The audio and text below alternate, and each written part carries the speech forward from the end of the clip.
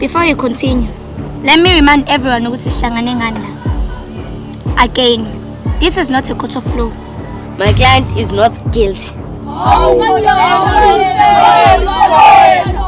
Wena hloniphekileyo. Ku-obvious ukuthi client yakhe guilty. Naye futhi yakwazi lokho. Nabantu la bayakwazi lokho. Mr. Mdluli, you may proceed. Sit down. Ngijida. Lobuzo ukugcina ke manje. Ngithwe ngempela baba khona macha. Angidakile baba, masingithuke. Okay, you did. Sihlangana kule ndawo uma umzali enenkinga nengane. As we all know, umthetho awuvumeli ukuthi ingane ishawe.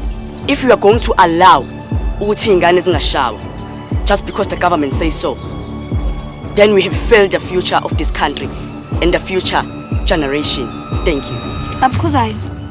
Kuwe kwenzeka ukuthi ingane yakho ngale mhlambe kuthiwa ngayo? Wena ohlonishwayo. Yey. Sit down. Ngikhuluma nobabukhuzwayo. However, abazali bafila like ingane kumele zishawe kuze zizohamba ngendlela empilweni. Bengingaqondile ukumthuka mama. Uma kuukuthi ngithukile, ngiyaxolisa ngalokho. Kodwa bengithi ngikhuluma iqiniso. Ilapho ke la esingena khona thina.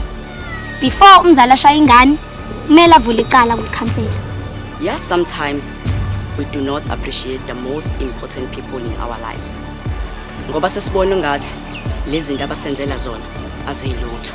Uma ingane ihlulwe icala, umzali uthola imvumo yokuyishaya ingane. And umzali ingane umela ayiphanishe phambi kwethu sonke abakhona la kwicala. Mina ngingafana le idea le. Ngiyazidlisa ixazulula kahle lento. But namhlanje sinenkinga. My client is very dangerous. Kanti utshetshe ngempela iTV yakini. Baba, nohlangene nalokho. Enza umsebenzi wakho ungeke phansi. 2 minutes. Objection. I said 2 minutes.